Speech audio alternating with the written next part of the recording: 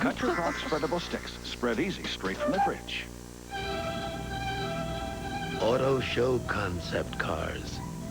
Cars with exciting features like supercharged engines. Finally, someone's built one for you. Introducing the 1995 Riviera with an available supercharged engine that breathes deep for maximum power. It's amazing what a breath of fresh air can do. The all-new Riviera by Buick. What a concept. Now's the best time to buy at Sears, where hundreds of lawn and garden items are at incredible pre-season prices. Save over $200 on this Craftsman lawn tractor, or over $50 on this power-propelled Craftsman mower during the pre-season lawn and garden sale, now at Sears.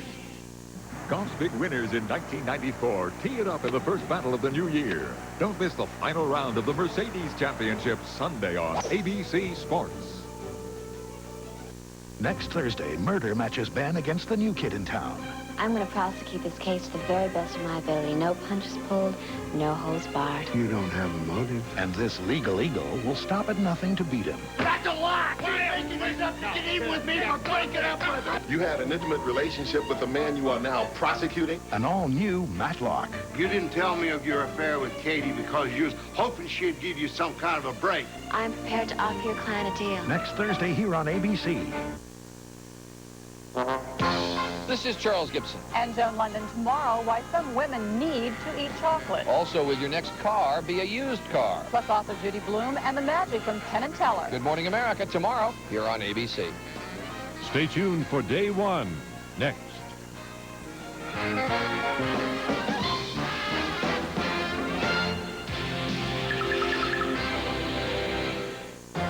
Watched by more people than any other network. ABC. Threats of bad weather send flocks of people to the grocery stores. In a live report at 10, we'll show you what people are stocking up on and how much is left for you. And in an urgent meeting tonight, Police Chief Johnny Johnson looks for ways to stop the violence that took a record number of lives in 1994. Join Channel 6 News at 10.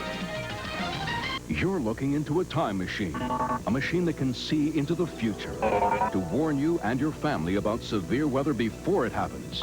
It's Doppler 6 radar, and it's so powerful it can tell you where the storm is, how fast it's moving, and how threatening it is to you. You told us what you want most, accurate forecasting. That's why there's Doppler 6 radar on Channel 6, your 24-hour news and weather source. Find out what's happening by calling the WBRC Channel 6 Community Affairs Bulletin Board at 403-4000, category WBRC. WBRC Channel 6 helped make a difference in our community during 1994. Channel 6 donated more than $1 million to area projects that help make you and your family healthier and safer. We sponsored the Junior League's Antiques and Garden Show, which raised $240,000. That money will go back into the community to fund projects dealing with literacy, health, safety, and homelessness. Continue to depend on Channel 6, your 24-hour news source. On the next Real Stories, patrolmen put the brakes You going a little wild chase? Yeah, I'm stupid. on a criminal with a mile-long record. A total of 60 arraignments. There's no violence. It's all battery's violent. Then, an abusive boyfriend I told you I wasn't talking to you. gets a taste of his own medicine. Freeze! On the next Real Stories of the Highway Patrol. Tonight at 11:05 on WBRC. At 10, see how Birmingham prepares for the bad weather headed our way. This is an ABC News magazine. Day one. The government has a place for criminal drug addicts. And it's not jail, it's your neighborhood. And your tax dollars are helping pay for it. We have to raise our kids around us. So you might as well put a sale sign on your house and move. Brian Ross investigates the bad news about rehab. You won't believe what cameras catch people doing. In the supermarket, even in Donald Trump's hotels, even on the sidewalk. Someone is watching. What is wrong with me? I am spying on two people whom I've never met before, I know nothing about, and I'm thrilled. Oh, that's good. Robert Krulwich looks through the lens of the camera and sees, well, you. This is the world of daytime TV. But not for this lady. Not anymore. I'm intentionally trying to be good. The one and only Oprah, creating a new kind of show. I just love you. And dodging that same old question. Like, when are you getting married? When are you getting married? Oh, come on, Forrest. You don't want to ask that, do you? Sure we do.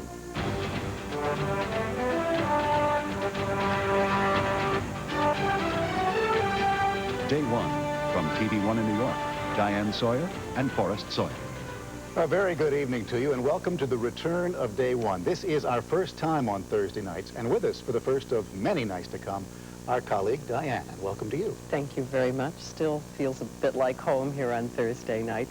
As we hope you know, primetime has moved to Wednesday, and I'm glad to be here with Forrest and part of the Day One team as well. We're going to begin tonight by doing something journalists don't often do. We're going to return to a celebrated government program to see how it really works now that time has passed.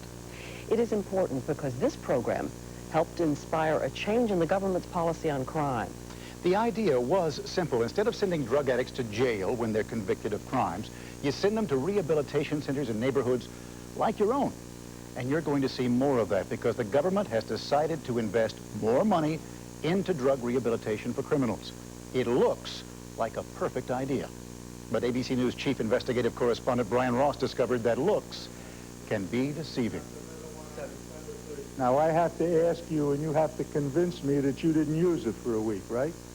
That's a bunch of crap. This is the Miami courtroom President Clinton thinks can help end America's crisis of drugs and crime. Judge Stanley Goldstein presiding.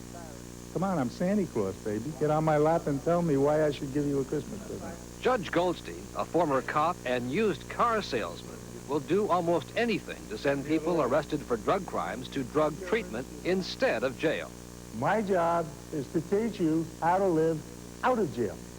There's been such a claim for that idea that President Clinton included $1 billion in the new crime bill for more drug courts modeled after Judge Goldstein. You want to talk about money? This is the way to save money. You want to talk about results? This is the way to get results. We got another graduate. The Miami Drug Court is but one example of the new trend and the new flow of state and federal dollars for drug treatment instead of jail. That's it. You're a winner. Go make a life. But an investigation by Day One has found that in a number of cases, including the model court in Miami, judges have been so eager for any alternative that little attention has been paid to what actually happens after drug criminals are set free in the name of treatment. Across the country, we found drug halfway houses that more closely resemble flop houses or crack houses. We discovered a network of fast buck operators cashing in on the new drug rehab dollars. And we saw what can happen in cities where poorly run drug recovery programs invade neighborhoods and cause the very crime problems they are supposed to solve. All treatment is not equal, and all treatment is not alike. For people in the world of drug treatment, like Shirley Coletti, who runs the highly respected Operation PAR in St. Petersburg, Florida, the new and long sought-after money for treatment instead of jail was at first great news, until she learned how quickly it had attracted the wrong kind of people. I'm amazed at the number of people that have criminal records that are involved in this industry, quite frankly. Last year, Coletti and her staff discovered a network of recruiters combing the jails in Florida and around the country to sign up addict inmates, each one worth as much as $600 a day in various Medicaid and government payments if a judge would free them for treatment. People that have drug abuse problems that qualify for Medicaid are really premium customers. So these cocaine addicts are being shipped around the country wherever There seems to be a very good network. I think patient pipeline is a pretty good descriptor. It was a network that state and federal authorities now say stretched as far away as the small town of Niles, Ohio, where local judges allowed dozens of people arrested for various crimes to be sent more than 1,000 miles away to expensive treatment programs in Florida. Authorities say the FBI is now investigating allegations this Ohio man, Mark Novosel, connected to some of the Florida programs, made payoffs to court personnel to help recruit cocaine addicts. From day one, looking back on it, the con was there. When Lori Amon's 16-year-old son, Billy, got in trouble with drugs and ended up in county family court, she says even before she saw a judge, she was turned over to a recruiter who worked with Novosel. He was given carte blanche of the entire courtroom area. So did he seem to you to be part of the court operation? Yes.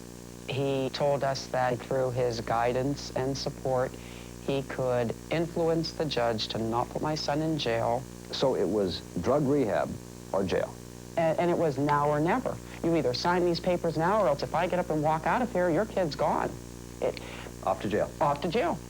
Lori Amon's son spent 45 days in a Florida treatment program that she says cost her and her insurance company and Florida taxpayers more than $50,000.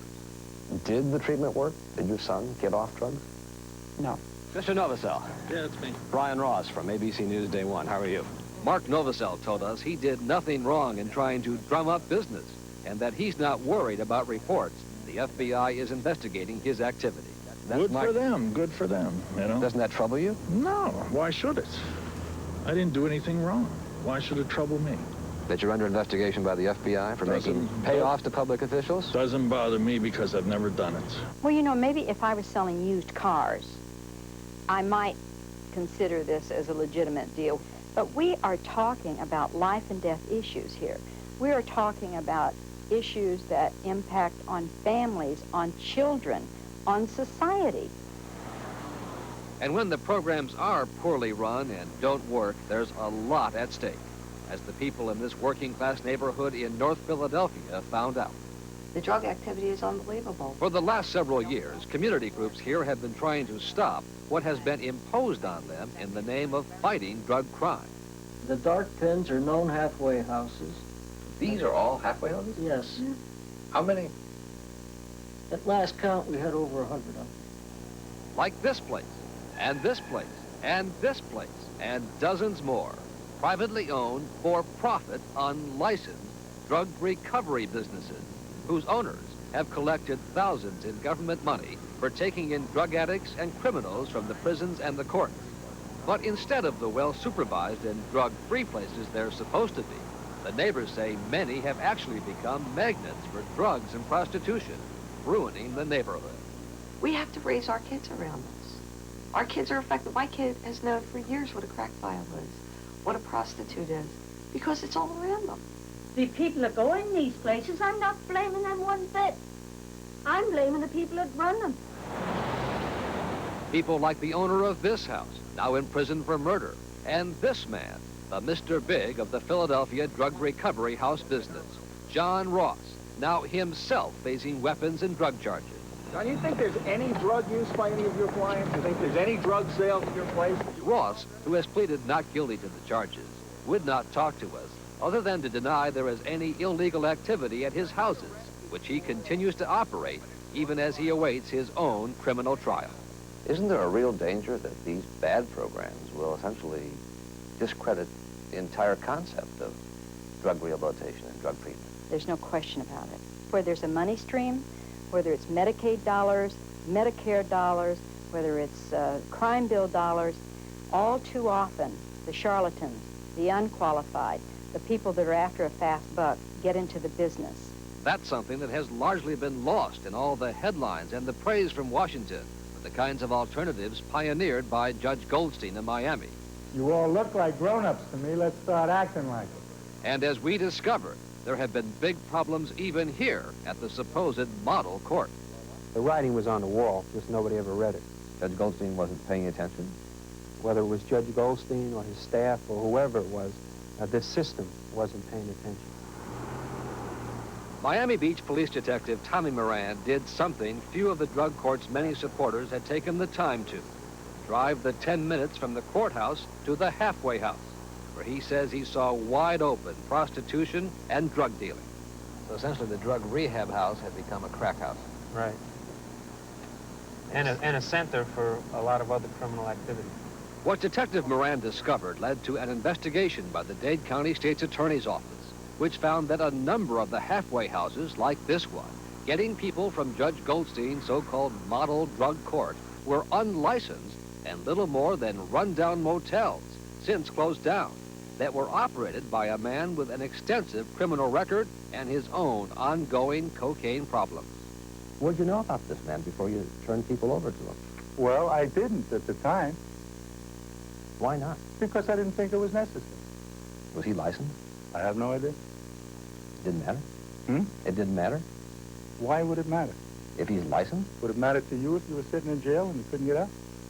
Whether he had a license or not?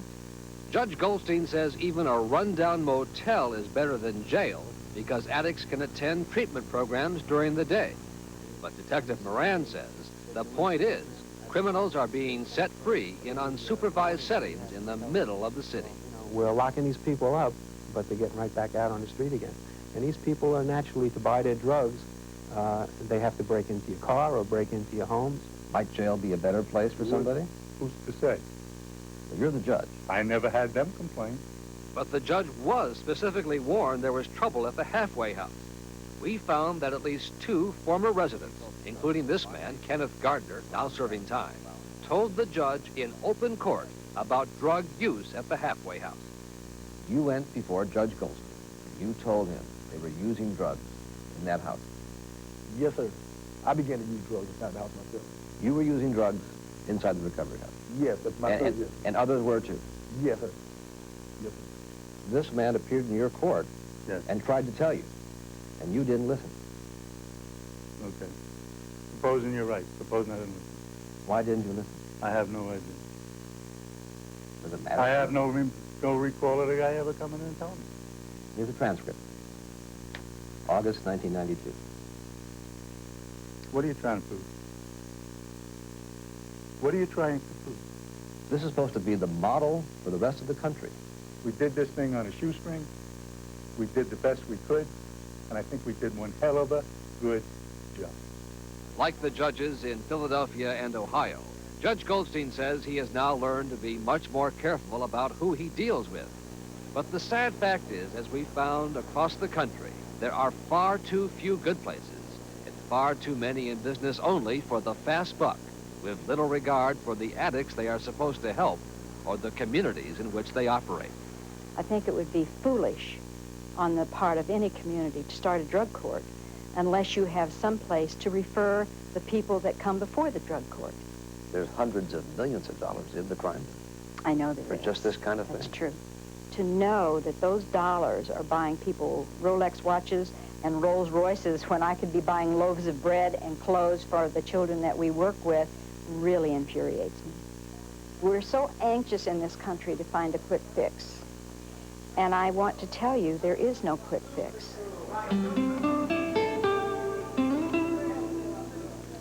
As more than 100 other cities now prepare to copy the drug court idea, no one yet has fully addressed the kinds of drug rehab problems we discovered in our investigation. Brian, what kind of monitoring is really needed here? The states don't license, in most cases, these drug halfway houses, and in many cases, judges just are not paying attention. I should say we've been issuing our welcomes here tonight, and this is your first time on the broadcast. Our welcome to you. We're glad to have you here. Thank you very much, Forrest. Diane. Good to see you, Brian.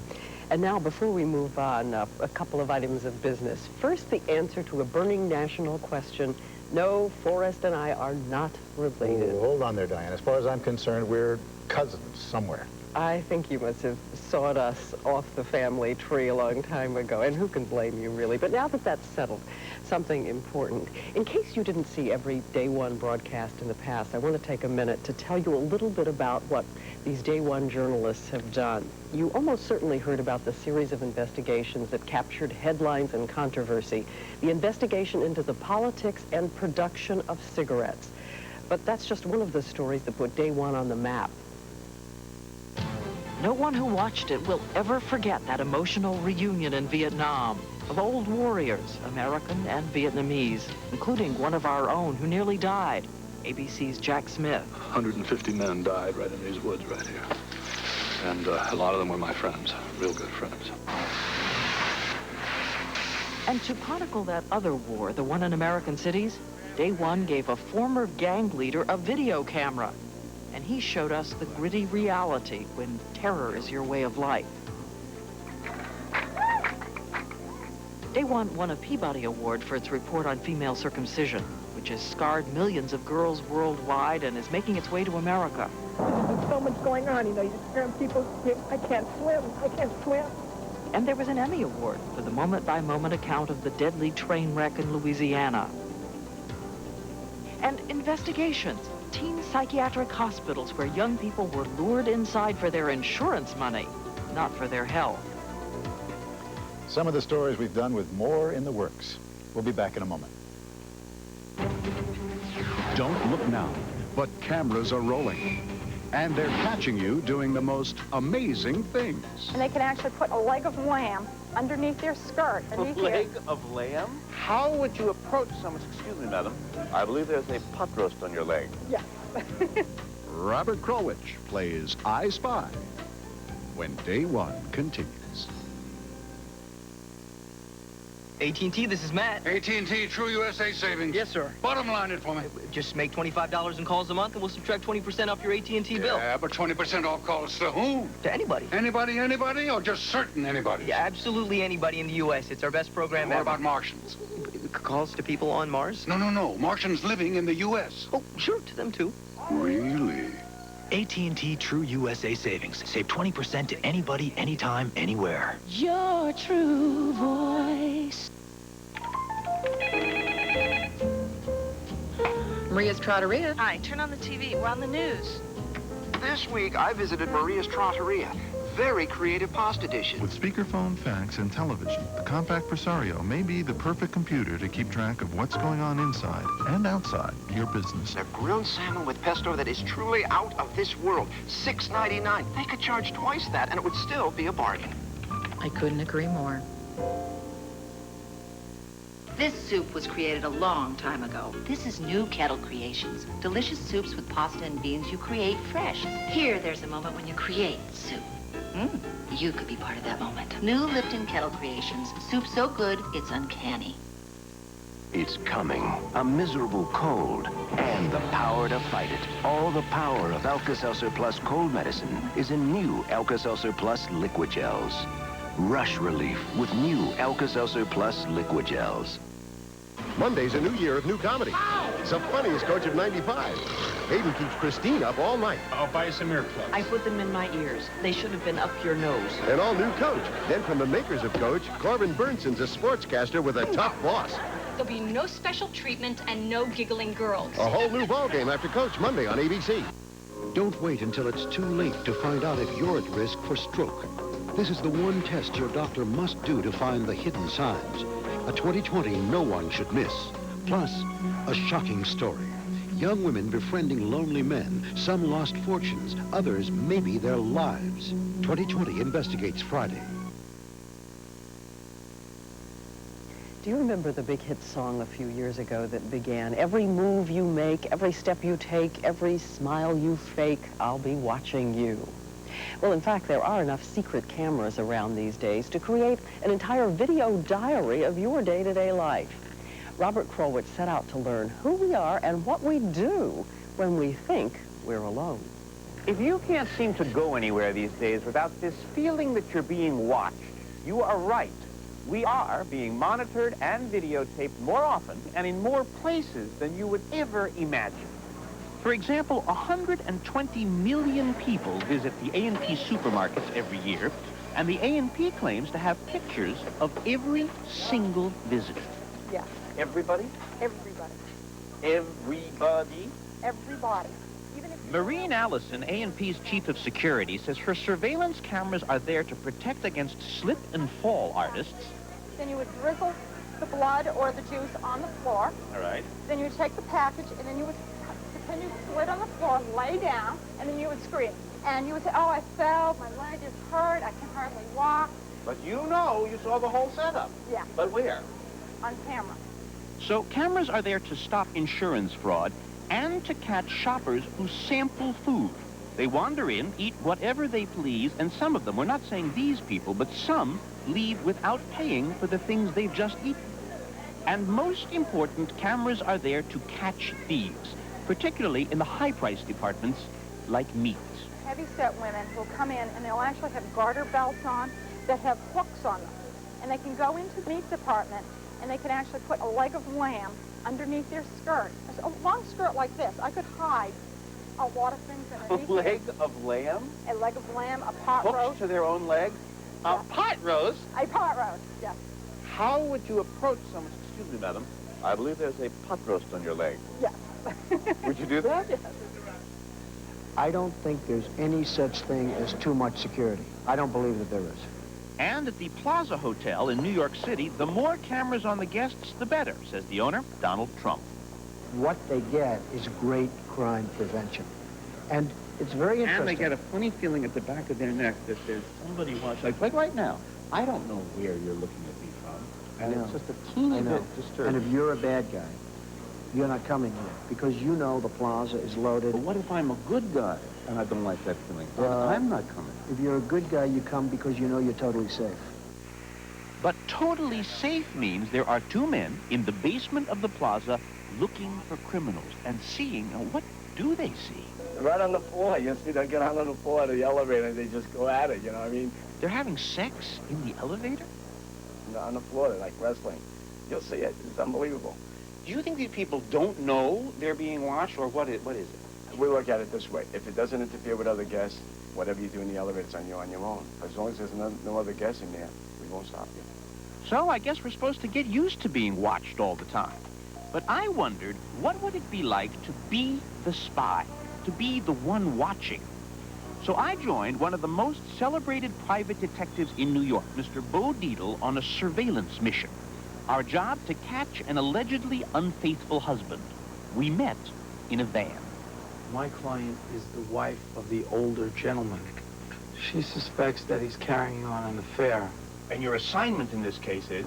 We're to documentate and find out if she's spending the nights here and how much time she's spending with them over this weekend. And if they have opportunity there, then they have to explain what they were doing. Oh, yeah? Yeah, you don't have to catch them doing it anymore.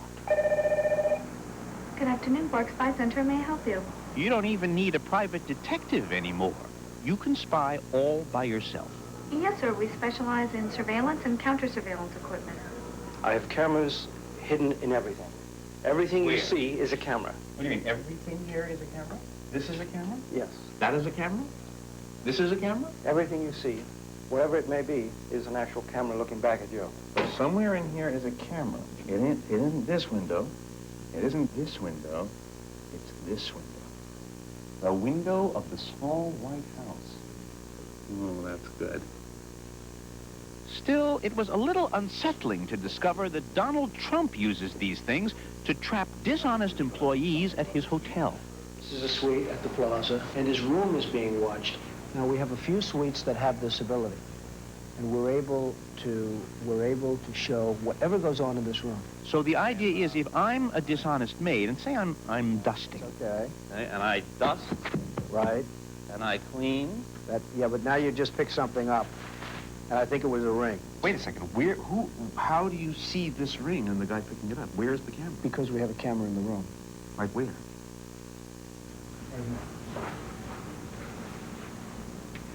Ah. So it is a service of this hotel that they will bug all the rooms, or whatever the correct legal term is. They will surveil all the rooms at customers' request. Right. Will you ever surveil the rooms without the customer's request? No, we wouldn't do that. Now, when do they shut it off? What about my privacy of being in that room? Excuse me. They may have the camera on when I'm there having a little rendezvous with somebody. I don't know. Oh, suddenly the spy is worrying about his privacy. But you're one of the spies.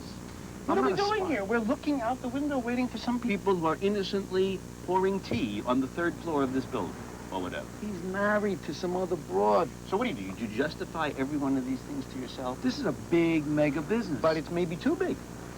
Too many people doing it, too much of the time in too many places. I don't think the business is big enough.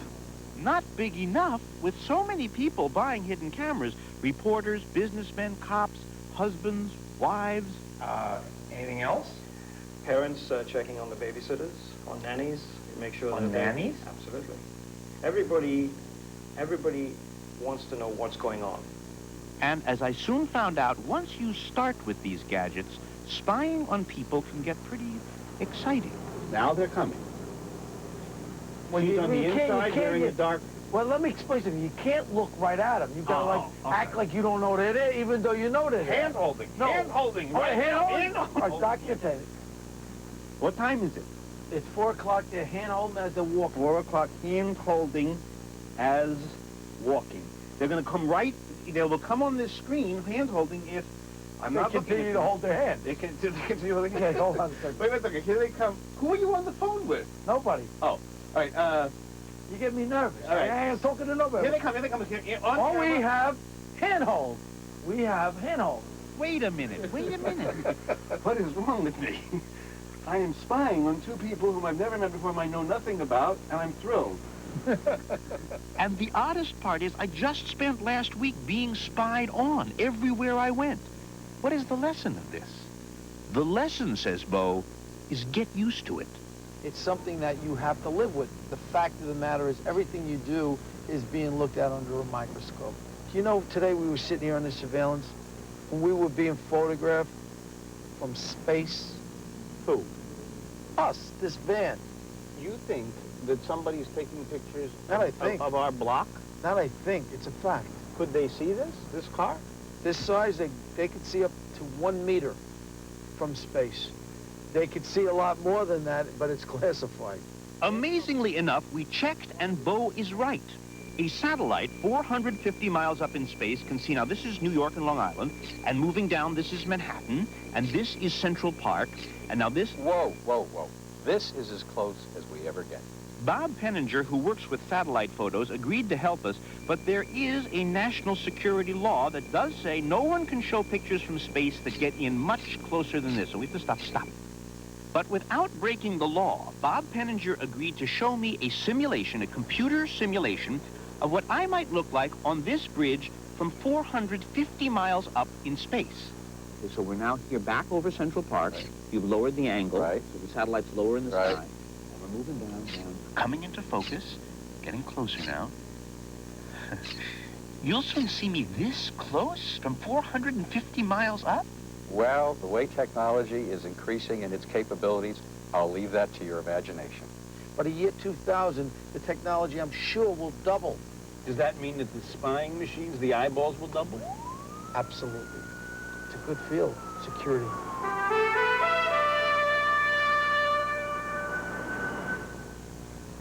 I got to tell you, Robert, you got so excited about this spy mission, I thought you were going to pass out. Have you gone out and bought a brace of cameras? Look, before you get too holier than thou, consider this. There are more and more of these machines available at lower and lower prices, and I bet you, Forrest Sawyer, yes, sir, that when you get one of these in your hands, when I had it in my hands, I was worried about it, and I'm an ethical guy. But when I was spying, something took me over. And this, I think, is the paradox, frankly, of the whole thing. As these things become more available, as we could do it, we will be surprised at how tantalizing it is. Well, Robert, at the end of the day, if everybody is being watched and everything is being watched, then nothing's being watched, right? Because who can look at all those tapes? The ANP or the CIA? There's too much. Well, except that those guys in the basement of the Plaza Hotel gave me pause. Because I thought, well, sure, they're recording it somewhere, but that there are actually people enjoying it. This was a problem for me. Is anybody here going to change the way they behave as a result of knowing that? And I don't mean in the elevators, all right? It was the elevators I was thinking of, but it was just talking to myself. I'm going out and buying spy cameras. I'm got him that excited. But are you going to change the way you behave based on what you've seen?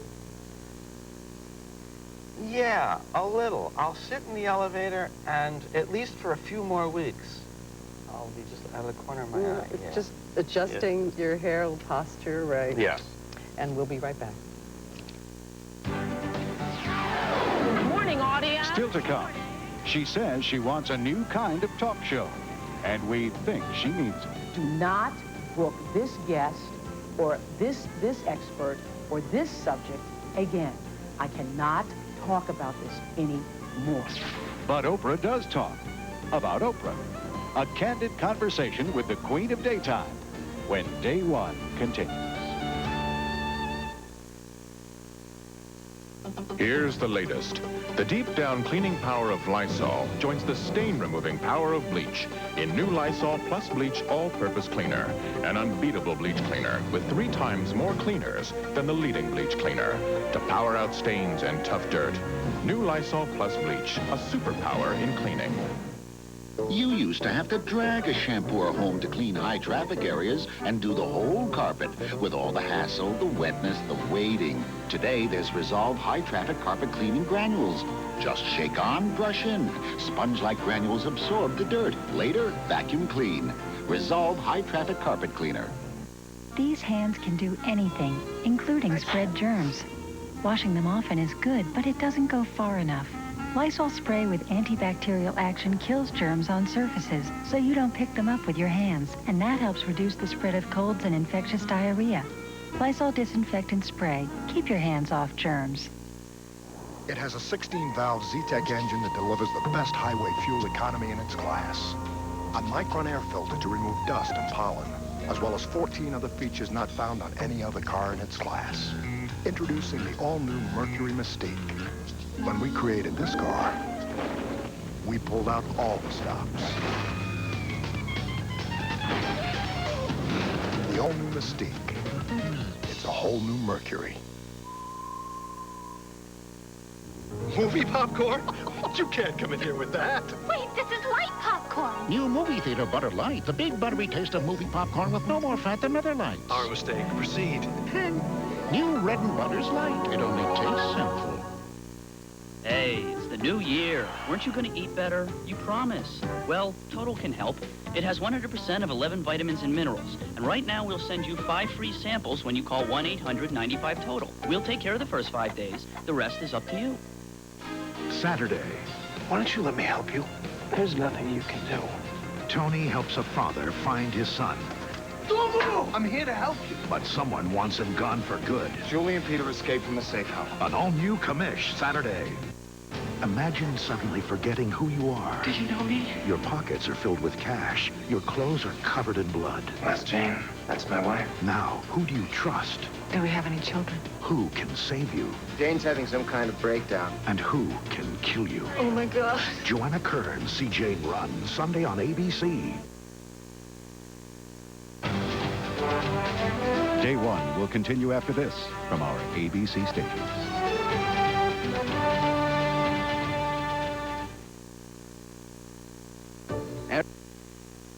During Parnell's January clearance sale, save 30 to 60%. Sofa and matching love seats, $498. Many in stock, and make no payment till $19.96. You know, Paul, something very strange is happening here in 1995. Yes, Rick, we're still on the air. Right you are. And this Saturday night, we're going to talk about the UAB coaches situation in football and basketball as well. And we'll hit the streets and talk to you. And that could get ugly. Join us for 6 Sports Live. Saturday at 10:30 on Channel 6. Threats of bad weather send flocks of people to the grocery stores. In a live report at 10, we'll show you what people are stocking up on and how much is left for you.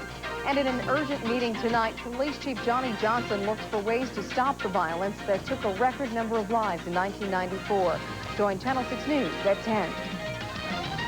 WBRC Channel 6 wants to hear your comments about our programming. Call Talk to 6 at 403-4000. Category WBRC. The 95 Chevy S-Series pickup, giving drivers more interior room, more comfort, and better performance. The interior in the S-Series truck, you have a lot more leg room, head room, and shoulder room. You know, for a big guy like me, it's great. The new S-Series truck rides more like a car than it does a truck.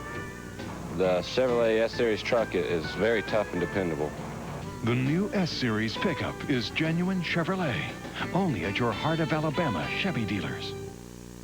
Once a year and only once a year, the Men's Warehouse has a sale. Save an extra 20 to 40% on a great selection of suits and sport coats. It takes a Men's Warehouse sale to beat a Men's Warehouse price. I guarantee it. At 10, find out where Alabama stands on its election dispute. Day One continues. Once again, Forrest Sawyer.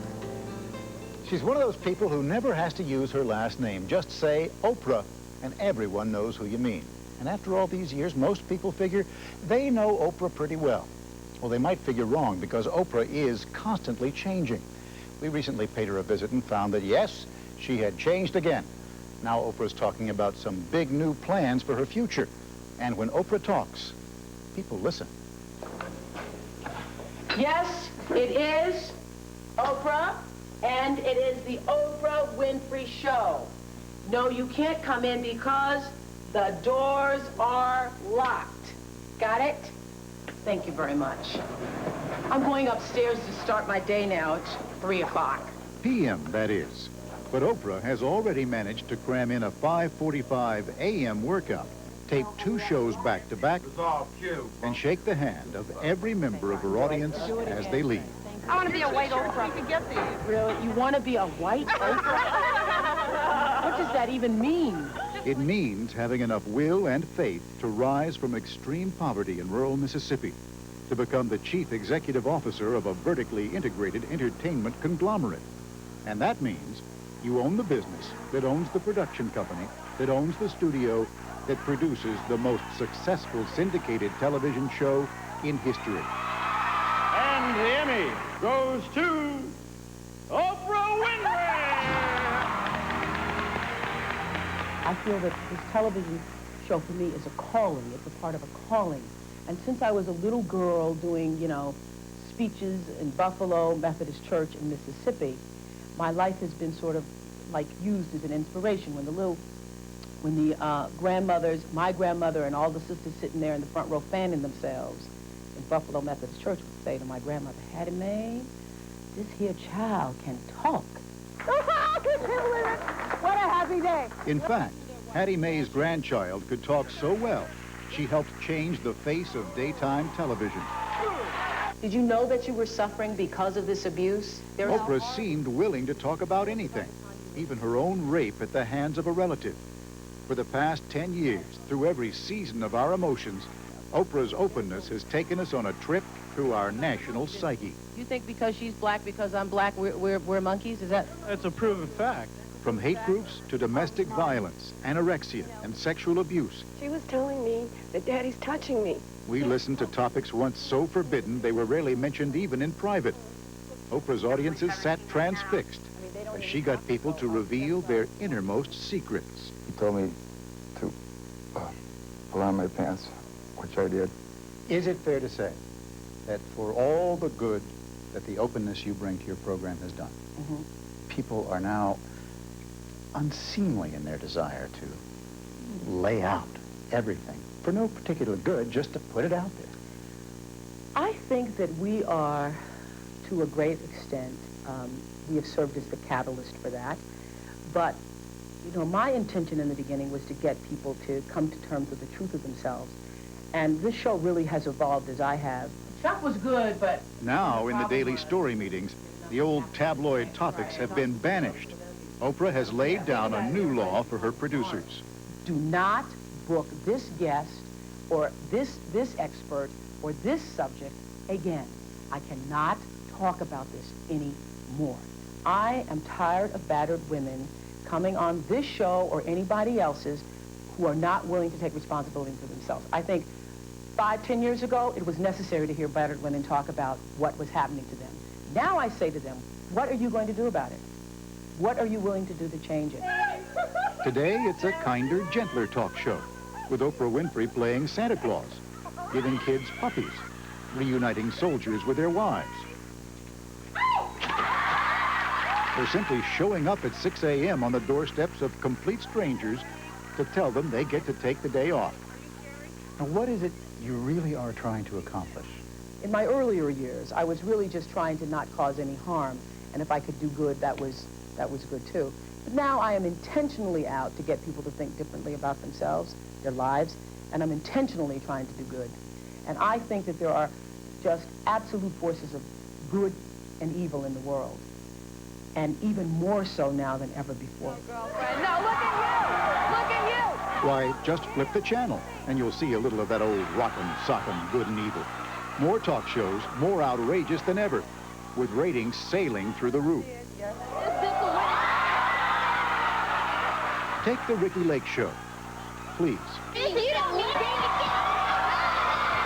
Ricky may be rolling around in the mud, but her ratings are sky high, up 56%, while Oprah's are down 11%. What kind of percentage point is that, though? You mean what rating is that? Uh-huh. Well, you're still twice your closest competitor. Okay. As long as you make that point for it, I'll be happy. Darling, I'm going to make that point so loud.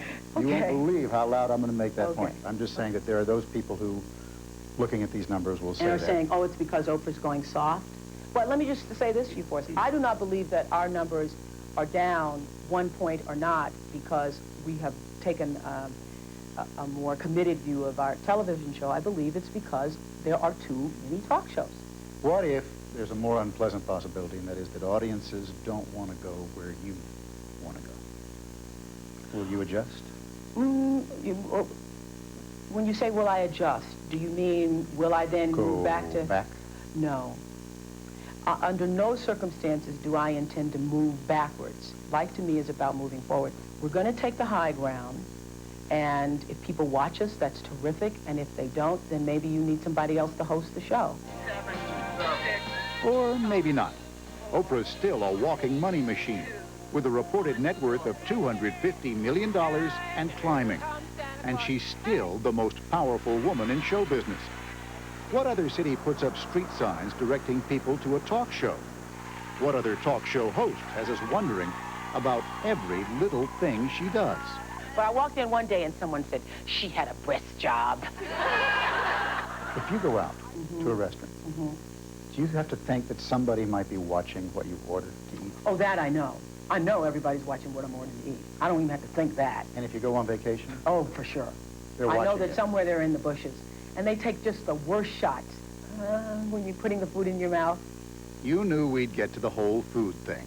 The most watched waistline in history.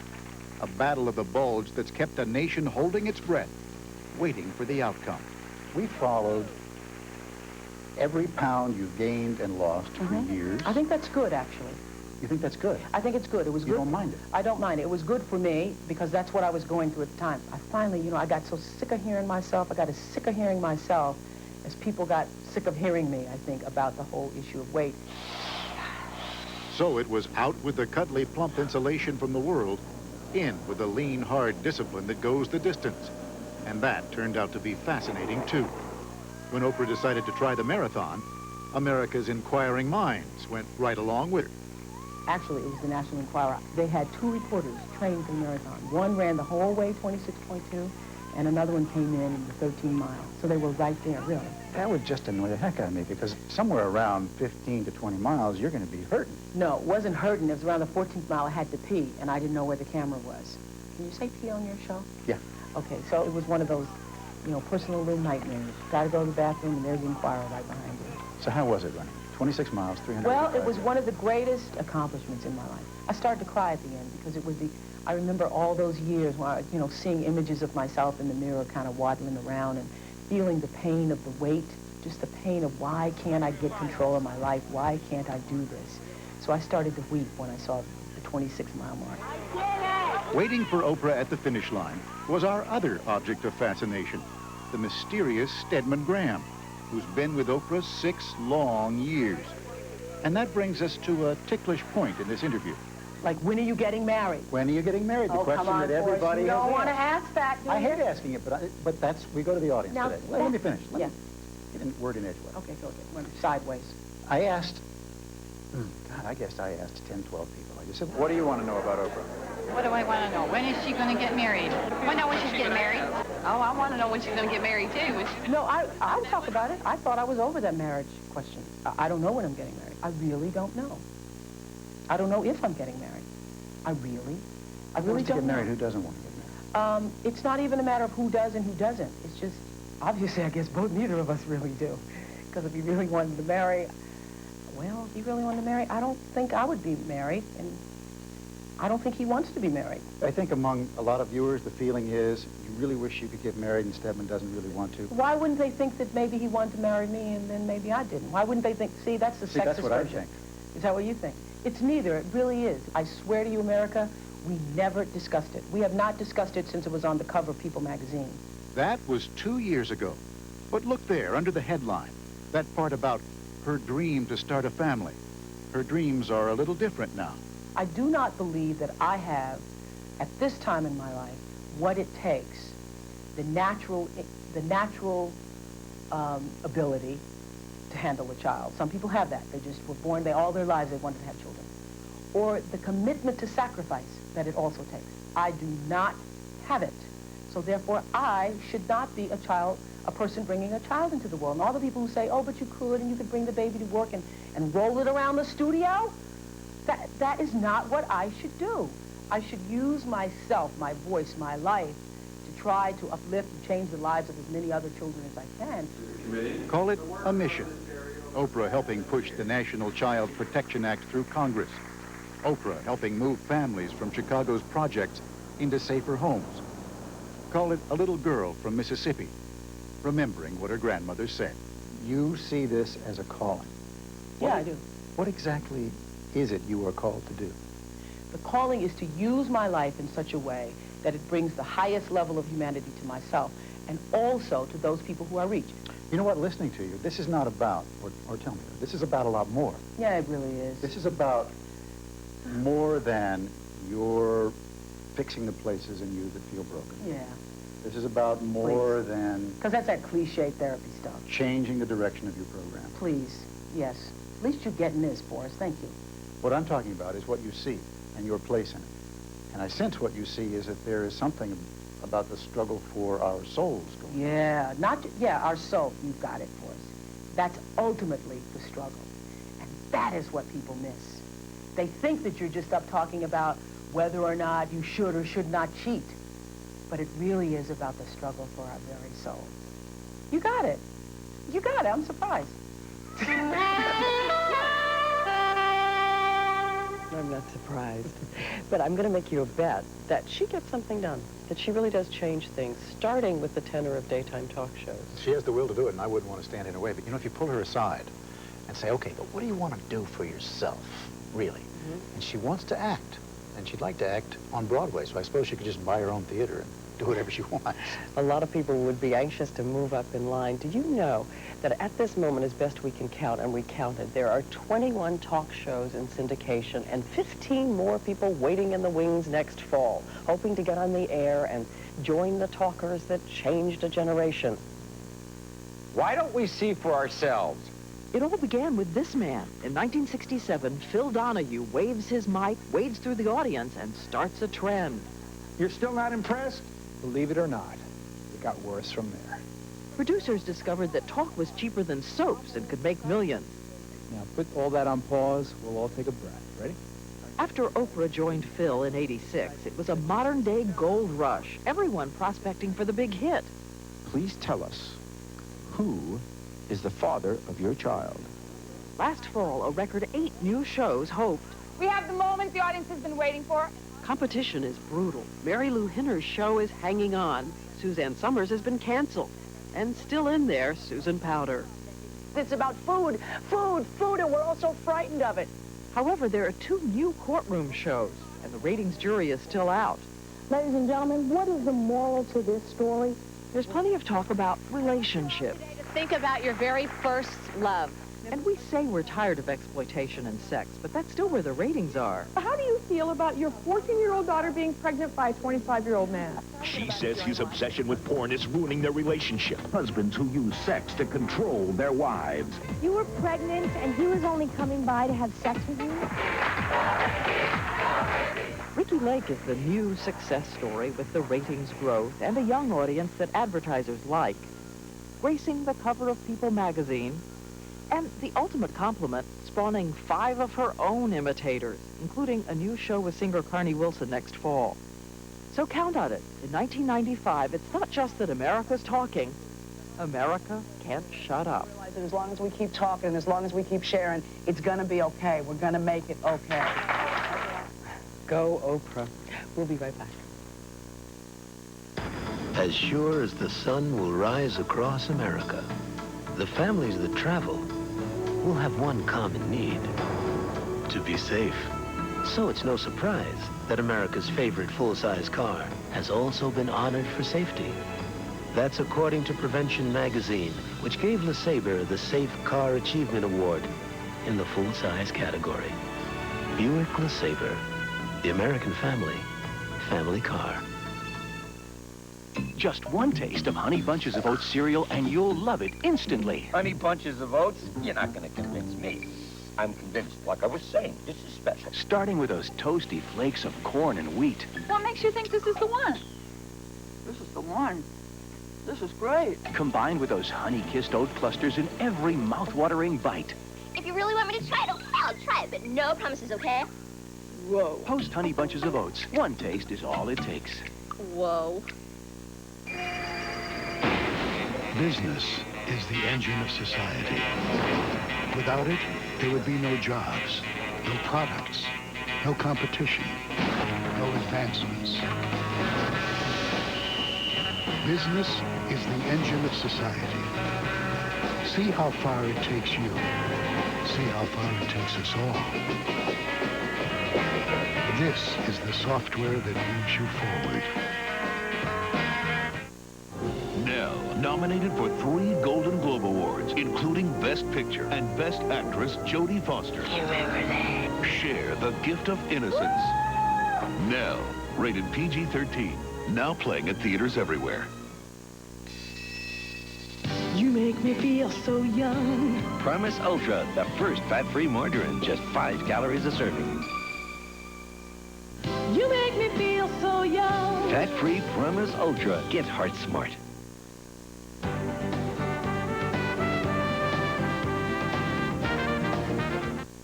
Golf's big winners in 1994 tee it up in the first battle of the new year. Don't miss the final round of the Mercedes Championship Sunday on ABC Sports. A teenage rebel. Eric loves me. He's using you. A mother's nightmare. Tell me how to be sexy. She'll do anything. Where are you going? To find my daughter. To get her back. Why don't we dress like them? Inspired by actual events. Have you seen this girl? Lindsay Wagner in a world premiere movie. They're stealing her soul. I want her back. Fighting for My Daughter. Monday here on ABC. I take a quarter, I put it in here. It's a little jukebox. Tonight on the Jon Stewart Show, things are really swinging because Melrose Place's grand show is stopping by. Give him the Superman shot. That was nice, though. You went back and forth. Boom, all the way up there. All right, I got you. Just be careful. And John sharing a few caviar dreams with Lifestyle's Robin Leach. Plus the rap sounds of Ice Cube and KD. We're granting some champagne wishes tonight on the Jon Stewart Show. Tonight at 11:35 here on WBRC.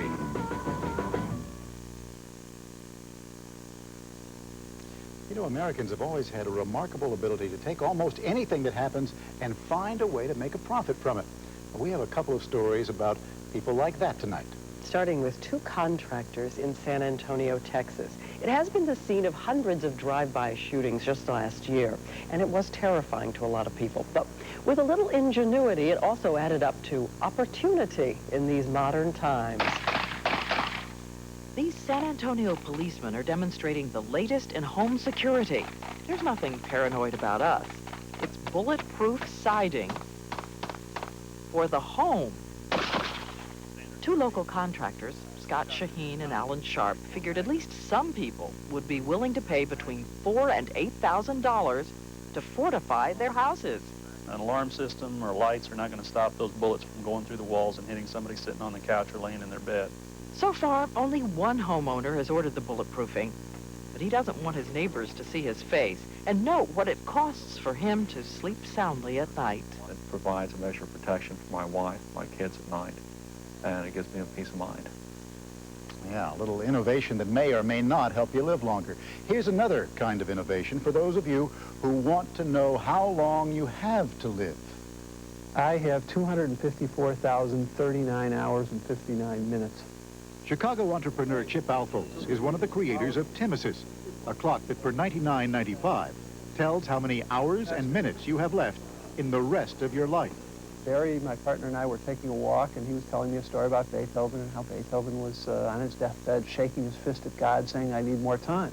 And the 2 of us looked at each other and go, hey, people need to know how much time they have. And so the life clock was born.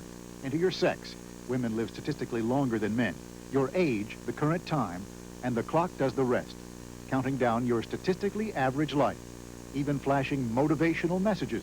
the ultimate countdown. What Timothy does is says, do it now. Yeah, we put that message in just for you. Do you feel motivated? Yeah, all I need is a clock wagging its finger at me, reproaching me with everything else. Well, we'll use up a few minutes of that time to take a break. We'll be back with more. Day One from TV One in New York will continue in a moment. Next on Channel 6 News at 10. Some Alabamians stock up before tomorrow's storm. We'll have the latest on the possible bad weather. And Birmingham's police chief looks for solutions to deadly violence. Channel 6 News begins in 5 minutes. Please have one. You should try these. You really should. Some things are too good to keep to yourself, like Quaker rice cakes. Hey, it tastes good. It's sweet. I like it. I love that caramel one. Caramel? I'm in trouble. Whoa, major crunch going on here. Try it. Try any one of the flavors. So if you feel like you're snacking. Fat, 0 grams. 0. Fat-free Quaker rice cakes. Some things are too good to keep to yourself. They're very good. Switching to MCI over the phone might be a bad call. They said these people gave us your name, and they're going to be on the Friends and Family, and you make calls to them, and they make calls to you, and you're all going to save all this money. And so, to me, it sounded like a good deal at the time. If it sounds too good to be true, it probably is. I expected that my bill would go down, and it didn't go down. Maybe that's why more than half the AT&T customers who switch to MCI over the phone come back within 6 months. We're going back to AT&T. Your true voice. Tak se snažím sehnat ten nový operační systém Chicago. Pořád odaluji jeho uvedení na trh. Nový OS2 pod IBM se zdá být vynikající. OS2 VAR? Zrovna jsem o něm četla v časopise. Máte tam opravdový multitasking? Snadný přístup do internetu. Hrozně ráda bych tu síť vyzkoušel. To je můj beeper.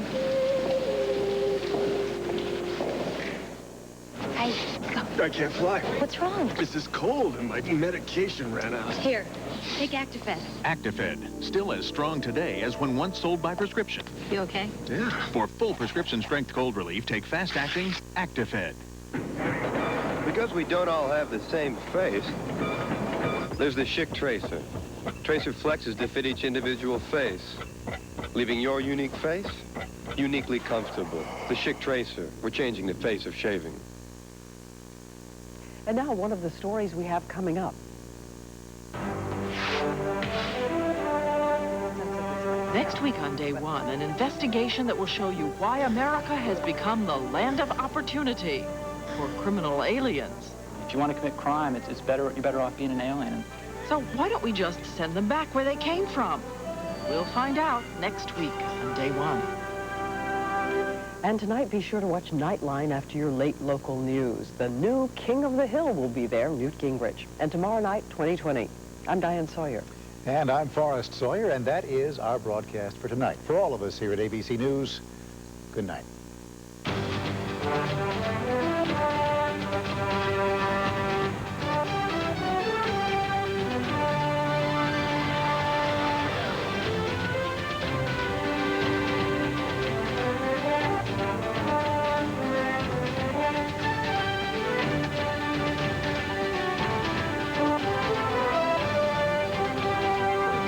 Please call Journal Graphics at 1-800-ALL-NEWS.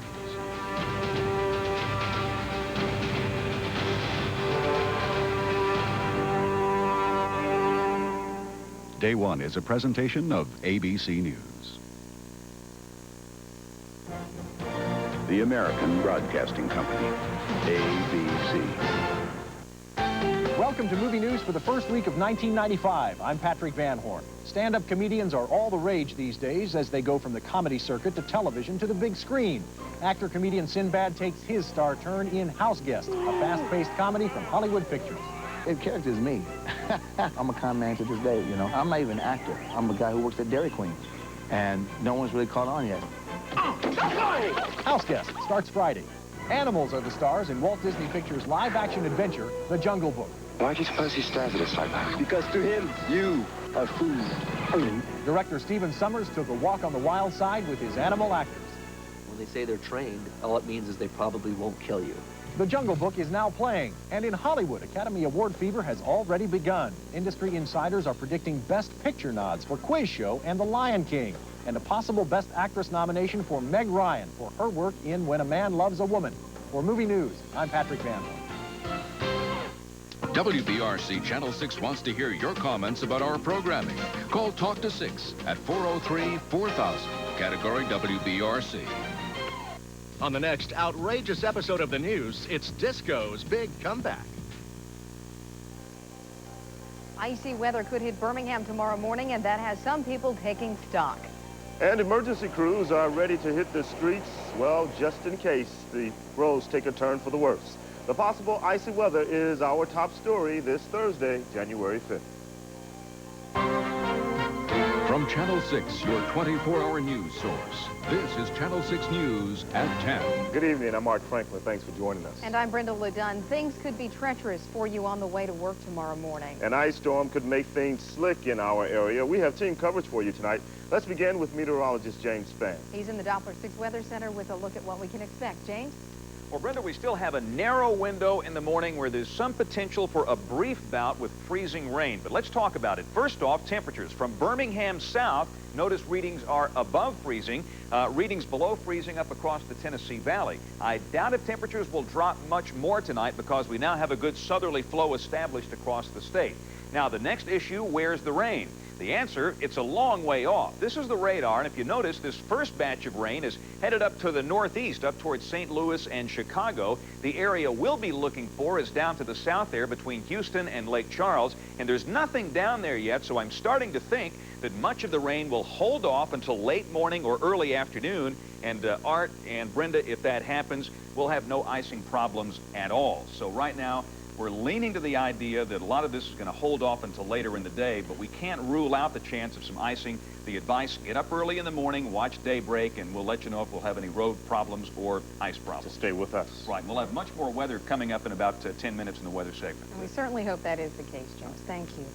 Well, despite the fact that icy conditions will only last for possibly a couple of hours, some stores are having a hard time keeping the shelves full.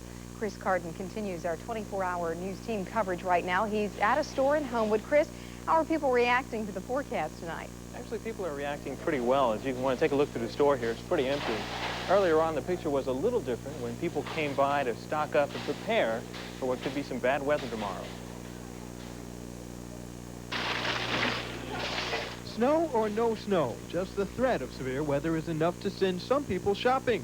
Sherry Moore remembers the last time a big storm hit. I was stuck with my friends 5 days when the big snowstorm came. We didn't have any food or anything. We didn't hear anything about it. So now this time I'm being prepared. And she isn't alone, which is probably why some shelves are bare. What's missing at local stores? Mostly the bare necessities. We've already had 2 shipments of bread today, and it's practically wiped out also. Bread and milk's usually the first to go. Brenda Vanderberg is also stocking up. Right now, I want to make sure we got plenty of cat litter and milk and bread just to get us through. It's the emergency necessity. Right, right. We could have snowed in a long time. But for most, it was just another day who heard severe weather would probably just pass us by. Now, even by our own reports, most of the bad weather will probably be at it here by midday tomorrow. So if you're not already on your way, there may be no reason to come down at all. And we hope so, Chris. And Chris, you mentioned that some bread was cleared from the shelves. Are they planning on restocking tonight?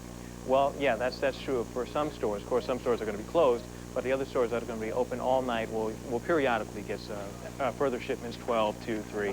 But then again, you may not want to come out. If you can just wait till tomorrow to come down, that might be the best thing to do. All right. Chris Carden reporting live from Homewood. Thanks. Whether or not we get ice, road crews and emergency personnel say they are ready to go. The city dispatched sand trucks to all parts of town today. They'll sand bridges and trouble spots overnight. County emergency management personnel will monitor conditions throughout the night.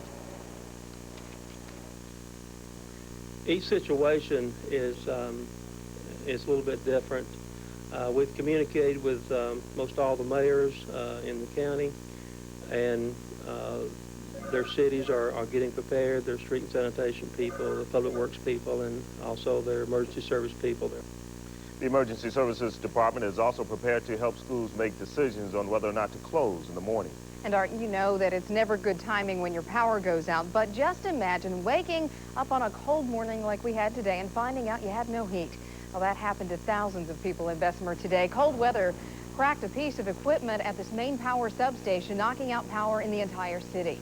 Power officials say the blackout left at least 13,000 customers in the cold and dark, including Jeanette Carter and her family. They huddled together to stay warm and had to get ready for work by candlelight.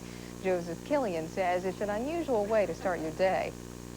About 6 o'clock in the morning, and I looked over and my clock was out, and I didn't know if it had just been unplugged. Very disorienting and the power was off for about 3.5 hours. And recapping our 24-hour news team coverage for you on the possible bad weather. An ice storm could hit Birmingham sometime tomorrow morning. The ice could freeze on the streets in the early morning hours and cause dangerous driving conditions. Birmingham Sandmen and emergency crews are ready to hit the streets if roads become a problem. And be sure to join Channel 6 News tomorrow beginning at 5:30 on Daybreak. We'll have complete updates on the storm and let you know if roads will be a problem for you as you drive to work and school. In other news tonight, a settlement is reached in the case of 22-month-old Ashley Ramage. You'll remember someone shot her in the back of her head as she rode between her parents down Interstate 20 in November of 1992. The parents believe the fatal shot came from a plot of land owned by USX. The Ramage's attorney tells Channel 6 that a settlement was reached just before the trial date. The attorney says the amount of the settlement is confidential, but substantial. Tuscaloosa police are looking for a killer. A drive-by shooter gunned down Edwin Green as he walked here with a woman.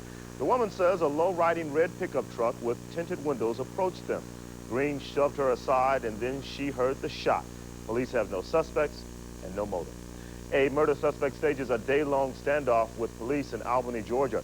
Police say the gunman killed his girlfriend outside a post office, then ran next door to a fast food restaurant and killed a county employee. He then drove home and was holed up for about 8 hours before surrendering to police. The man accused of killing 2 people at abortion clinics in Massachusetts is heading back to that state, and that tops tonight's World in a minute. John Salvi is accused of killing 2 women at abortion clinics outside. Shooting a deputy sheriff. But he hadn't exactly been on the run from the law. In fact, Sellner had been living at home. So why didn't police just go pick him up? Once again, here's John Larson. Someday it's going to come one way or the other that the attempt to apprehend Gordon Sellner is going to take place. Sheriff Doug Chase is Deputy Bob Parcells' boss. He concedes he could go down as the most patient sheriff in Missoula County history. This is totally against our grain.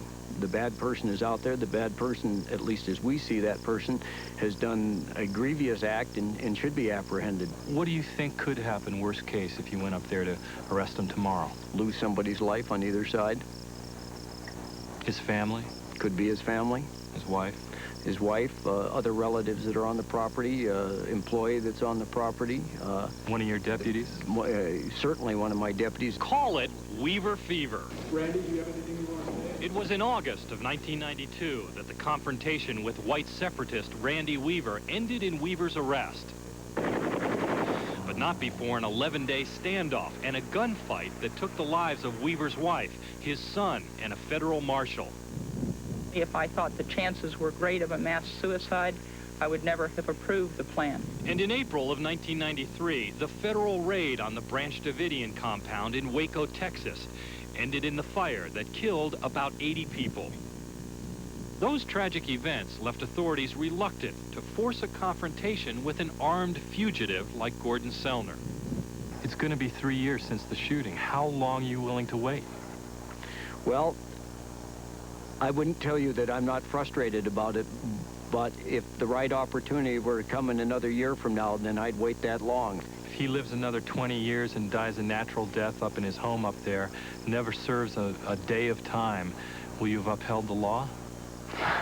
That's probably a real tough question. If I leave office and Mr. Sellner wasn't in custody, I would be very frustrated. I'd always second-guess myself. I'd always wonder if the right decisions were made. And remember, Bob Parcells was shot in Lake County, which means Chase could not make a move without the approval of yet another cop. Well, we don't want to get committed in a situation that we can't be successful at. Joe Geldrich is the sheriff of Lake County. a reluctant player in the bureaucratic tangle that allowed Gordon Sellner to thumb his nose at authorities. What are you waiting for? An opportunity that we'll have the advantage and not just storm in and half unprepared. Just when the opportunity would come was not clear. Lake County is vast. Manpower is short. Just 12 officers patrol an area more than twice the size of New York City and Los Angeles combined. It's even shorter on money. An armed standoff could bankrupt the county in weeks.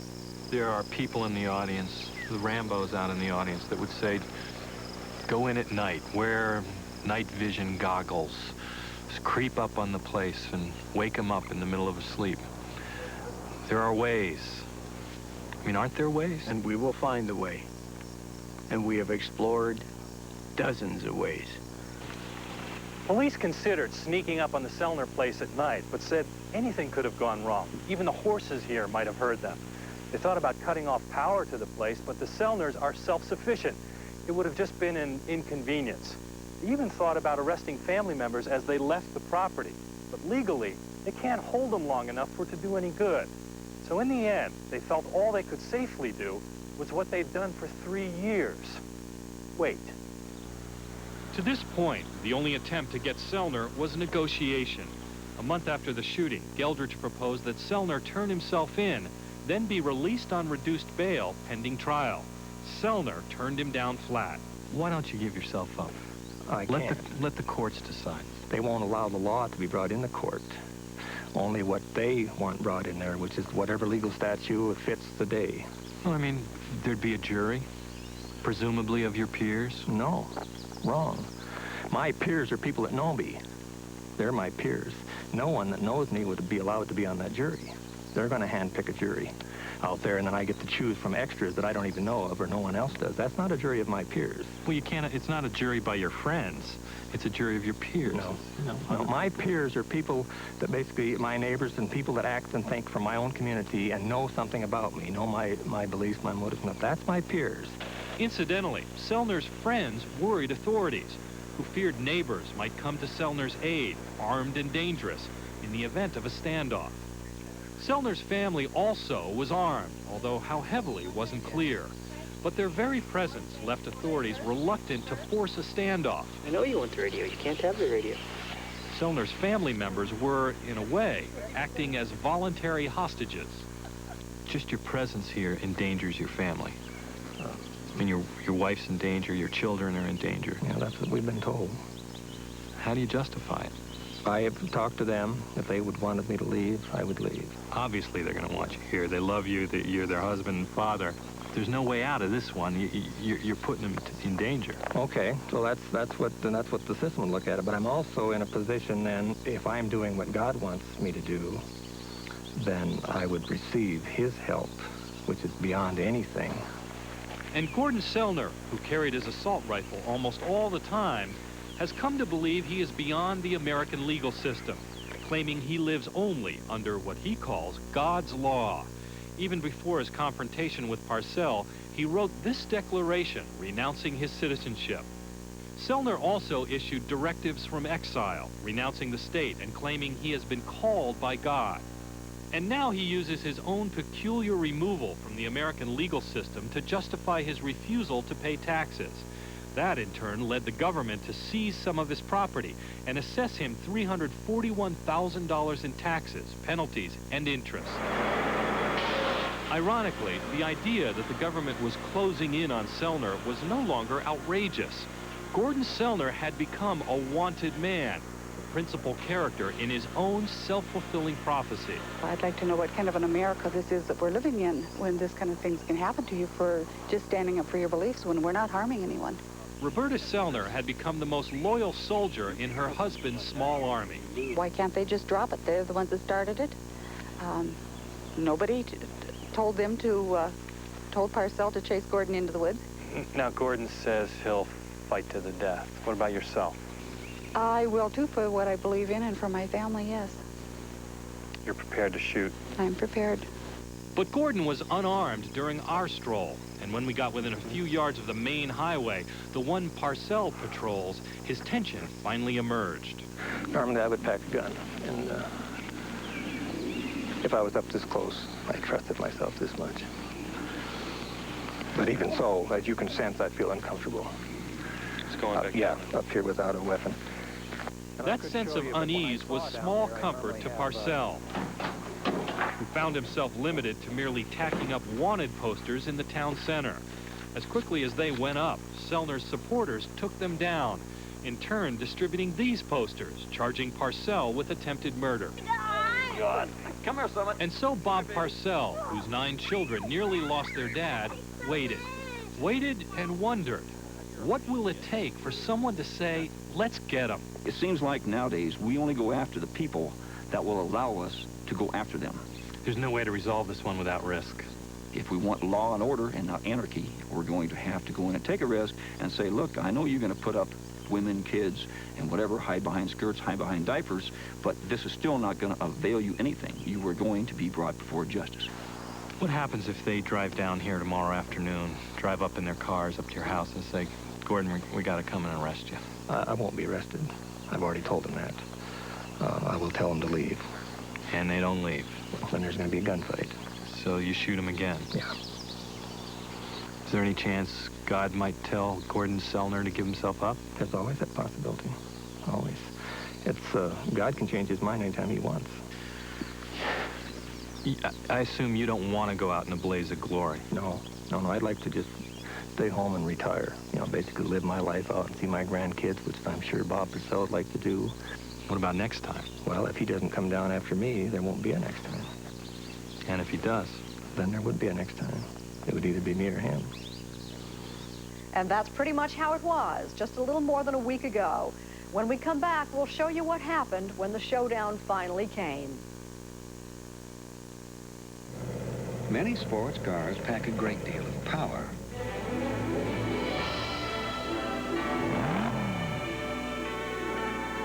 Unfortunately, they don't leave much room to pack anything else. Introducing the new Nissan 200 SX, a sports car with a 140 horsepower engine up front and a big honkin' trunk in back. And now, for a limited time, the 200 SX is available with low 2.9% APR financing. Now, for heartburn, there's 3 great-tasting Alkemins. Cherry, Tropical, and Spearmint, and each one has more medicine than Tums or Rolaids. I always knew that. Just a gut feeling. Alkemins. Feeling better fast never tasted so good. When you're outside and you want bugs gone, now there's an off that you don't put on. Now there's an off that starts with a light, so you can enjoy a delightful night. Hey. New off citronella candles with a unique country fresh scent. They're the bright new way to keep bugs away. Just light them and let them do the rest. When you want bugs as good as gone, try the new off that you don't put on. New off citronella candles. S.C. Johnson Wax. Monday, condition as usual, get soft, flat hair. Tuesday, use finesse, get soft body. Wednesday, get soft body, get roses. Every hour, on the hour. Soft is easy. Soft body takes finesse. Losing weight can be so frustrating. You try to eat less, but then you get hungry. You try to eat right, but you're faced with temptations. The people at Dexatrim understand this, and so do I. I lost 8 pounds with Dexatrim. Just 1 maximum strength Dexatrim in the morning helped me control my appetite all day. It gave me the willpower to overcome temptations, so I ate less and lost weight. If you want to lose weight, try the Dexatrim plan today. Dexatrim. Get the willpower, lose the weight. 2 parents murdered. Could their sons have done it? Neil Patrick Harris and Roseanne's Johnny Galecki. A true story that'll keep you guessing till the end. A family torn apart. NBC Monday. Here again is Stone Phillips. And now the conclusion to our story. Gordon Sellner had said it himself. If the police came after him, it would come down to either him or them. And just last week it happened. The showdown that ended the standoff. Here's John Larson. For 3 years, Gordon Sellner had lived with the knowledge that the end could come at any time. The reality that although he had avoided prison, he was not a free man. I mean, that's 22 range right there. Yeah, if they want to If they want to shoot you. If they wanted to shoot me when I'm sawing on the mill, well, I have to stop up there and take my head off. In fact, the mill was at the center of the plan to get Gordon Sellner, although police say their intention never was to shoot him. As we later found out, even while Dateline was taping this story, Lake County Sheriff Joe Geltrich was secretly planning his move. We had it down pretty pat on our operation where everybody was going to be and just waiting for the opportune situation to present itself to arrest him without violence. This is how the plan was supposed to work. Undercover agents posing as lumber buyers began meeting with Sellner, developing a relationship with him and his son-in-law, Raymond Yates. We wanted to do that for a period of time so that he felt comfortable seeing our people, maybe let his guard down. After 2 months, Sellner did let his guard down, and on July 18th, everything seemed right. Sellner's wife, Roberta, was off the property. So was his other son-in-law, Jason Hood, running errands.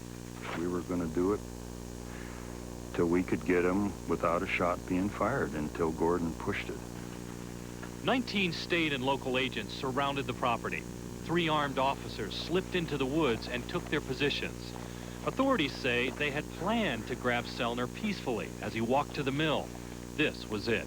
But Sellner never went up to the sawmill. All morning long, he stayed about 50 yards away, back here, with his son-in-law, Ray, peeling logs. What happened next is not exactly clear, but we do know that Sellner picked up his assault rifle and fired into the woods. A policeman shot back, hitting him in the neck and the shoulder, and Sellner fell to the ground. Ray looked then at his shoulder and saw that there was this gaping wound there. And he took off his shirt and was packing it to try and stop the bleeding. Angie Yates, Gordon's daughter and Ray's wife, was on the property when the shooting began. Do you think there's any way he knew something was up? That the police were closing in? Absolutely not. I mean, he wasn't a stupid man, and my husband isn't stupid. If they'd have known that those guys were out in the woods, they would not have been standing there waiting to get shot at. The agents raced to where Sellner had fallen and began to give him first aid, then flew him to the hospital. Raymond Yates was arrested at the scene and sent to Lake County Prison. Jason Hood was arrested at his house. That night, Roberta turned herself in. All were charged with obstruction of justice. And Gordon Sellner? Sellner survived his wounds and 2 days later joined his family behind bars in Lake County. 2 days after that, hello? He agreed to call us at his house. Very simply, what happened that morning? We got a couple phone calls saying that we were being watched, that there was a man out in the woods, and that we'd been getting those kind of warnings for the last 3 weeks that we were going to be hit sooner or later. So Sellner had been warned. He also was armed. When police searched the Sellner residence, they found a huge arsenal of weapons, including more than 30 guns, 50 caliber ammunition, gel explosives, and a pipe bomb. Sellner says the weapons were to be used to fight what he called invading foreign troops. Still, even as police searched his house and property, Sellner insisted he had not shot at police, but rather was only using his assault rifle for target practice. You decided that you were going to have target practice with your assault rifle, and just coincidentally it happened to be when police were moving in on you? I was firing it, but I was shooting at a stump out there. I took it out and aimed it right down the fence line there, just a little ways away at a stump, and shot. He wasn't target practicing at any stump. He was shooting at your officers. You bet he was. But not everyone sees it that way. Many people in rural Montana, including some of Sellner's friends, are suspicious of government. They don't buy the official story. Why not warn the man? Give him a chance. If you were going to disable him, why not shoot him in the knee to disable him? Jay Brand is one of Sellner's supporters, helping to run the mill in Sellner's absence. Let me ask you real simply. Do you think Gordon Sellner knew there were officers in the woods? Absolutely not. Do you think they warned him in any way, shape, or form? Absolutely not. Do you think they ambushed him and were trying to kill him? I hate to say that I think they were, but it appears they were. And if that comes out, I'd like to see every one of them get the death penalty or life without parole. Ironically, unlike some of his supporters, Gordon Sellner seems at peace with his situation. Remember what he told us when we visited with him? I would almost bet that if I would ever get locked up, I would never see the light of day again. Today in prison, the man who signed some of his directives, a soldier for Christ and country, has changed his mind. Now I think maybe I may get out. It's up to God, too. But you have to realize I'm a soldier. I signed on as one. Soldiers expect to get shot at. I mean, that's a soldier's life. And what about Bob Parcell, the deputy sheriff whose shooting started it all? The day after you were shot, if somebody could have looked forward and said, you know, it's going to take more than 3 years before we arrest him, would you have believed it? Not at all. I wouldn't have believed anything like this at all. I thought at the outside, maybe a month. You know, I couldn't believe months. That's too long. You feel like he got what he deserved? Oh, I wouldn't say that. We'll see. He'll get what he deserves in court if the jury and the justice system works. Finally, Parcell sent Sellner flowers in the hospital with a verse from the Bible attached. Galatians chapter 6, verse 7. It reads, "A man reaps what he sows." Gordon Sellner maintains that while he was not shooting at the police officers, he understands why police may have believed he was, and so returned fire. Sellner is not yet facing any additional charges in connection with last week's shootout. He, his wife, and 2 sons-in-law remain in the Lake County Jail. Coming up, the latest on the Susan Smith sentencing and our interview with David Smith. For 9 days, he stood by her side. Never beyond that I didn't believe her beyond a shadow of a doubt, never. This week, he took the stand against her. Also, a model's death sounds an alarm. Asthma is a serious life-threatening disease. What everyone should know about asthma, a Dateline Healthline. Sunday, great armies and savage campaigns of ruthless destruction and the mysteries of the Great Wall, the dynasties that were China. Lost Civilization, 7, 6 Central, NBC Sunday. One powerful gangster. Did you think you could steal from me? Whose vision created Las Vegas. Warren Beatty, Annette Bening, Bugsy, NBC Sunday at 8, 7 Central. I'm Kevin McDowell. Thanks, Hoover, for making NBC #1. WBTM Alabama's 13 and NBC, bringing you the best in local and national programming for over 25 years. Ford Trucks, the king of the road. #1 in America, #1 in Alabama, #1 in Birmingham. Your favorite trucks, the tough Ford F-150 and the versatile Ranger, continue to reign. Now drive the F-150 for just $199 per month with the plan and get total Ranger savings of $2,300. Check Friday's Birmingham News for more great Ford deals. Pick up your F-150 or Ranger at Adamson, Warren Lewis, Ernest McCarty, or Jim Skinner Ford. Ford Truck is the king of the road. How serious are we about reducing prices at Delchamps? We've cut thousands of them to shreds. Delchamps, so many things for so much less. Delchamps USDA Grade A basted turkey breast, 98 cents a pound. Save 71 cents a pound. Sweet ripe California strawberries, 88 cents a pint. Save 30 cents. Pre-priced items at discounted prices and double coupons up to 50 cents. Delchamps, so many things for so much less. Today's word from lean cuisine, abundant. The dictionary defines abundant as plentiful. Stouffer's Lean Cuisine defines it as our new hearty portions. Hearty portions, the great taste of lean cuisine and up to 50% more of it. Kevin McDowell and Jerry Merriman, tonight at 10 on Alabama's 13. Music. Coming to James. Ready, announce. 5, 4. Announce. Here again is Jane Pauley. Stop the 4, cue Jane. Now the Dateline timeline. All the following events happened during the last week of July. Do you know what the year was? Sarah Ferguson and Prince Andrew were on their honeymoon. Greg LeMond was the first U.S. cyclist to win the Tour de France. Hey, folks, it's on me. Shakespeare for everyone, okay?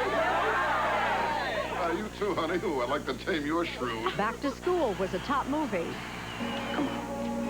Hold it right there, Professor. Hunter was TV's hot crime show.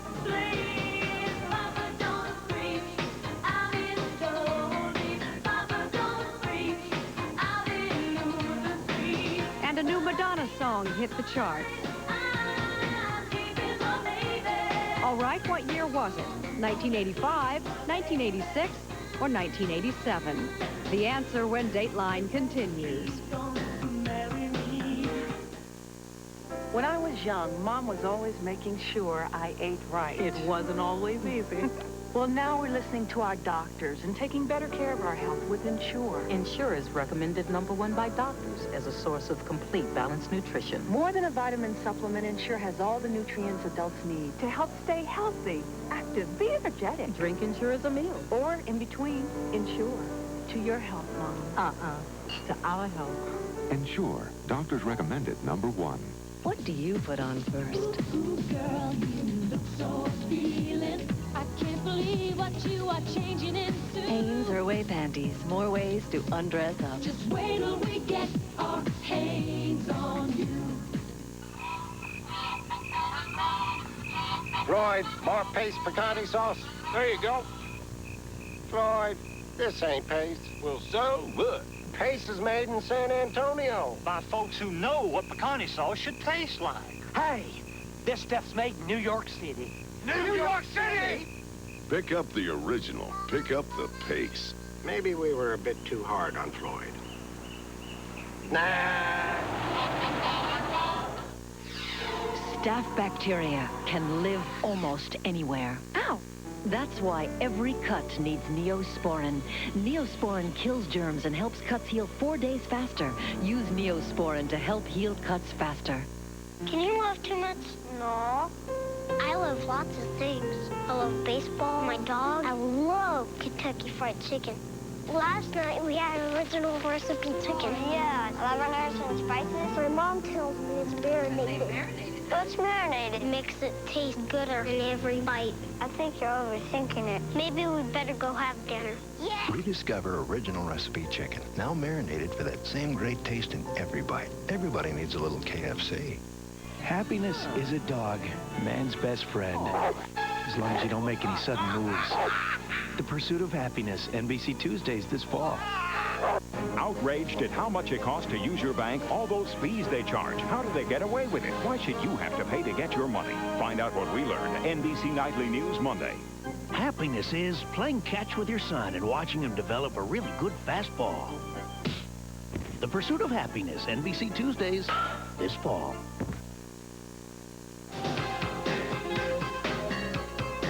So what year was it? Andy and Fergie were away, Back to School was a hit, and Papa Don't Preach hit the charts. It all happened the last week of July, 1986. From our studios in New York, here again is Stone Phillips. Susan Smith will not pay with her life for taking the lives of her 2 children. Instead, she faces what, in her case, might be a fate worse than death, living with her memories. Joining us now from Union, South Carolina, NBC's Bob Dotson, who's covered this trial from the beginning. Bob, the jury was quick to find her guilty last week and just as quick to spare her the death penalty today. The reaction? Well, hundreds of people crowded around the courthouse just as they did last November when Sheriff Howard Wells came out and said that Susan Smith had confessed to drowning her 2 boys. The reaction in town was a big sigh of relief, not just because of the verdict, but also because every day there's been some down-home dirty laundry aired. Susan Smith had a string of intimate relations with some of the most powerful men in town, and they are certainly glad this trial is over. And Susan Smith's reaction, as best could be judged from the courtroom? She leaned over to her attorney, patted him on the back, smiled slightly, looked at the judge. He smiled also. There were no death penalty holdouts with the jury. All 12 voted for life. Her lawyer later said that she was relieved for her family, as if to say that she herself was not relieved about this verdict. Did she want to die? I think that she has said publicly many times that she would much rather end it all. In fact, when she first went to Howard Wells and finally confessed, she asked for his gun. And her ex-husband, David Smith, what did he have to say today? He was not happy with the verdict, nor his family, and this is what he had to say out on the courthouse steps. Forgetting, I can address that clearly, that I'll never forget what Susan has done to me, and my family, even have to say her family. And I'll never forget Michael and Alice. But forgive, that's something I'm going to have to deal with, I guess, further on down the road. David plans to move from Union. He says the memories are too painful. He plans never to see Susan again. Bob Dotson tonight from Union, South Carolina. Thank you, Bob. Well, anyone following this trial had to have been haunted by the words of David Smith when he took the stand earlier this week. He delivered what even a defense attorney called the most moving testimony he'd ever heard in court. Much of that story David Smith had already shared with the public in a conversation with Katie Couric shortly after the murders. Tonight, that interview, along with parts of the conversation never before seen.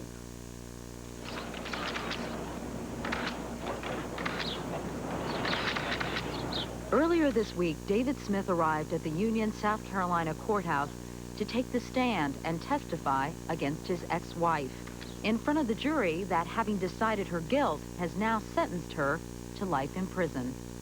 Once inside, he moved many to tears, recounting life before the murder of his sons. The shock of their deaths outweighed only by the revelation that his wife had been their killer. The same thoughts he had shared with Dateline last fall, shortly after Susan Smith confessed. It was really amazing how, that community pulled together through all this, during and after. When did you first learn the boys were missing? That was on the 25th. I was on my job, and I received a phone call shortly after 9 that night. You went to see Susan? Yes. When I got there, she was hysterical. I had to literally pick her up off the floor and take her into the other room, and sit down with her on the couch. Did she tell you the whole story? Not then, because she was too upset. Even though they were separated, David and Susan had continued to raise their children together in what he describes as an amicable arrangement. In the early hours of the crisis, he saw only a mother in pain. I just want to hug him so bad and tell him I love him. What kind of mom was Susan? Susan, she was great. She really was. She was a very dedicated, devoted mother to those two children. She would, they were her heart, just like they were mine. They were her life, just like they were mine. What kinds of things would you do with them, sort of fun things? During the summer, we spent a lot of time outside together, in a little swimming pool or blowing bubbles in the yard. And this is a great picture. He looks so cute here. Then, as now, he turns to their photographs for comfort, the same ones he showed the jury this week. They transport him to a happier time. He's no longer a young man who's buried his sons. Suddenly, he's a father again. Alfalfa look. That's what it looks like. Here are the two boys together. Yes. You don't know how much they enjoy a simple clothes basket together, how they would play in that clothes basket for hours. Just, But that's them playing together in a simple clothes basket. It's just another snapshot of me and Michael. This little do-rag on his head. Michael always enjoyed cutting grass with me. He loved to ride the lawnmower with me. He loved to be with his daddy doing that. Susan with Michael. Yes. Hard to look at that picture? Go ahead, another picture. Don't want to talk about it. Talk about it. You all spent a lot of time together during those 9, nearly 10 days. Yes, we did. At any point, did you look at her and ask her, did you do something to our children? No. No. I believed her 100%. I love him. I just can't express enough. I have been to the Lord in prayers. There's been much discussion about the fact that the public was so willing to embrace Susan's story. Somebody could take such two beautiful children. She was pretty convincing, wasn't she? To me, completely. To a lot of other people, she was completely convincing. What about when her house was searched? Did that make you wonder? I just figured out it was just formality. Something that's done in this type, something that's normal in this type of investigation. Let's talk about that now infamous Tom Finley letter. You were aware of that letter? Yes, I was. I had read it a couple weeks earlier. During the 12-day trial of Susan Smith, the one piece of evidence the prosecution did spend time on was this 2-page letter to Smith from Tom Finley, ending their relationship. Among the reasons he gave was this: there are some things about you that aren't suited for me, and yes, I'm speaking about your children. The state claimed that became her motive for murder. It was David who found the letter, but what seemed so obvious to prosecutors had gone unnoticed by her estranged husband. Did that letter come up into your mind when you were thinking about this, the fact that he said he wasn't ready for a family? Didn't even think anything of the letter until either Slater or FBI asked me, did I know about the letter? And I said yes, and then they, you know, brought out the part that you just mentioned, but, you know, still, never suspected anything. As the leads dwindled, Union County Sheriff Howard Wells came back to his only witness, and now his only suspect, Susan Smith. I want to say to my baby that your mama loves you so much, and your daddy and this whole family love you so much. And you guys have got to be strong. When did you learn that Susan had sent her car and the boys into the lake? Well, I actually didn't learn about the car, what exactly happened until way later that night. But the alleged confession, I heard about that over the news. I didn't know what was going on. I didn't know, you know, what to do. I was just freaking out, I guess you could say. What was your reaction, David, when you found out that Susan had murdered your children? I was heartbroken. It was a sickening feeling that I've never experienced in my life before.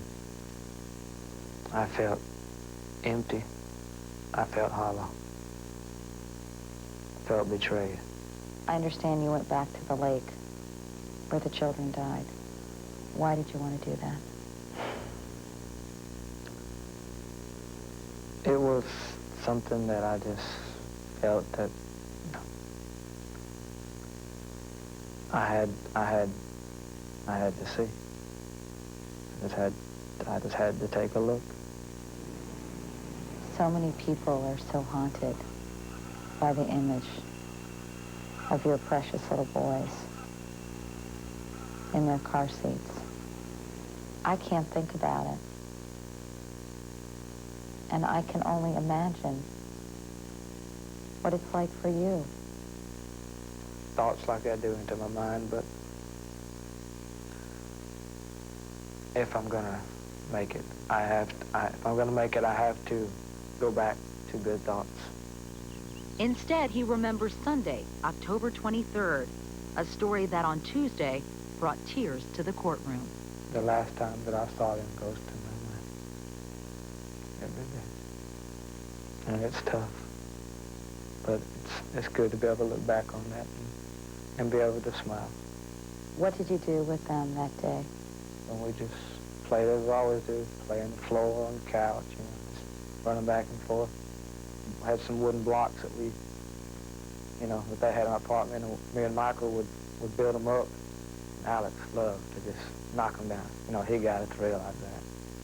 What do you miss most about the boys? I miss those little smiles that they can give. They could take this whole earth, turn it upside down. They could take your worst day of your life and change it and turn it around and make the rest of it better, and the rest of your day better with their smiles. One final note, in that interview, David Smith told us he didn't want to make, quote, one red cent, unquote, from the deaths of his sons. In court on Tuesday, he was asked about reports he'd received more than $100,000 for a book he's written. He testified he's kept only $20,000 of his book fee to help pay his expenses during the trial. He has donated the rest to charity. Coming up next, it's a silent danger. It's very hard to perceive something that's happening invisibly inside your chest. Yet too many of us ignore it. 14 people die every day of asthma. What you need to know about asthma, a Dateline Health Line.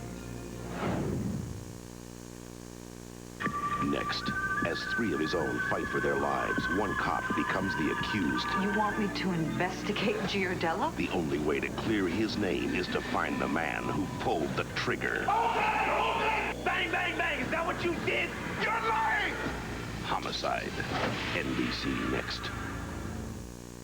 Coming up on 13 News at 10, the woman who drowned her sons in a lake last year is sentenced to life in prison. We'll have reaction to the decision tonight. Also, answers to the case surrounding a burned body in Clay County. And Gomer Pyle comes back to Alabama tonight. Join us for all the news tonight at 10. Alabama's 13 News, tonight at 10. Alabama's 13 salutes Seinfeld, the #1 comedy from the #1 network, NBC. Together serving Alabama for over 25 years. I like to grill outside. I do it every weekend at home. It's just like any of the rest of the arts.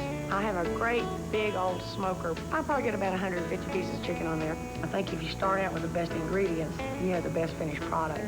I like Marshall Durbin chicken. Whatever you happen to have in the kitchen works well with this. 15, 20 minutes, put it on the grill, turn it occasionally, and you've got yourself a nice meal. I guarantee that's good chicken. Experts agree. The secret to Southern chicken is Marshall Durbin. Whatever floats your boat is what you ought to have. That's the way I cook. The 95 Accord LX was named the best overall value in its class. You played it cool. Once again in 95, more people chose the Accord over any other car. You bided your time. Then came the Honda 95 clearance lease for just $189 a month for 24 months. Very intelligent. Timing is everything at your Honda dealer. You're watching Alabama's 13, WBTM Birmingham. Here again is Jane Pauley. Has the mystery surrounding the sudden death of 17-year-old fashion model Chrissy Taylor been solved? Found collapsed on the floor of her home earlier this month, medical examiners say their investigation shows that Chrissy tested negative for alcohol, drugs, and toxic substances.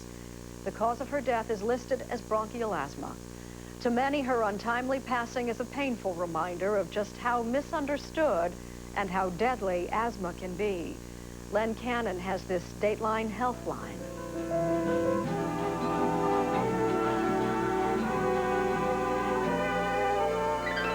To those who saw her on the runway, Chrissy Taylor was the picture of health and vitality. So how is it then that Chrissy died so suddenly of a disease she may not even have known she had? One many Americans shrug off as a childhood ailment. A lot of people are under the misconception that asthma is a minor disease. You know, you wheeze a few minutes, you take the medication, the wheeze goes away, and the problem's gone.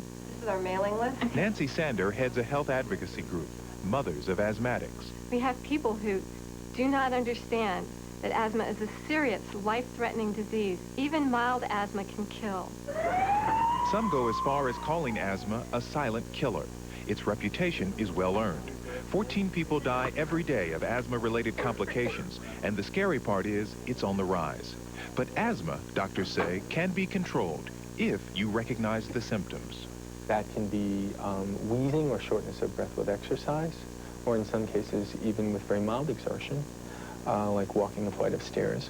It can be just a low-level nagging cough. Many doctors worry that those signs are often ignored or misread.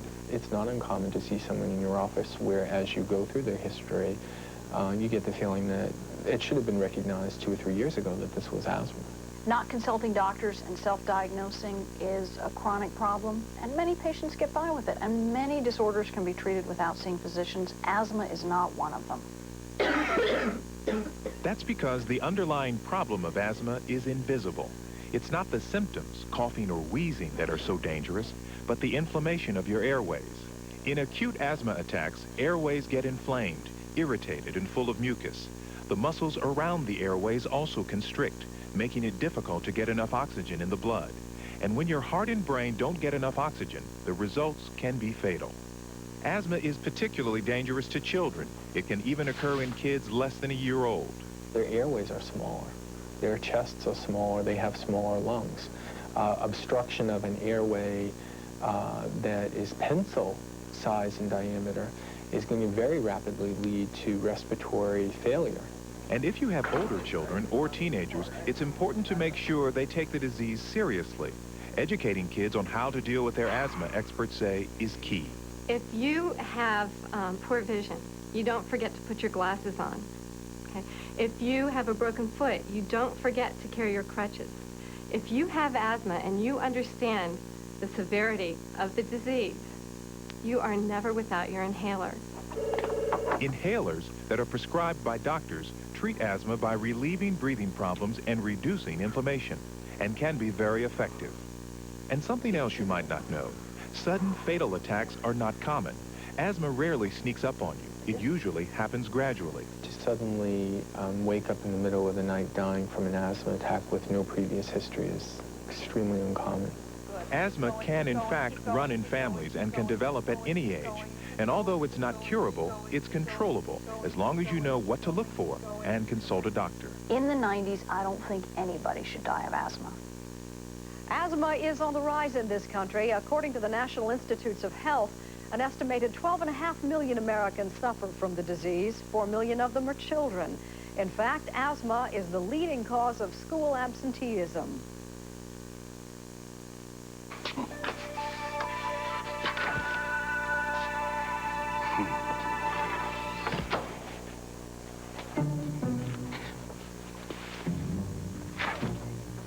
While our engineers have figured out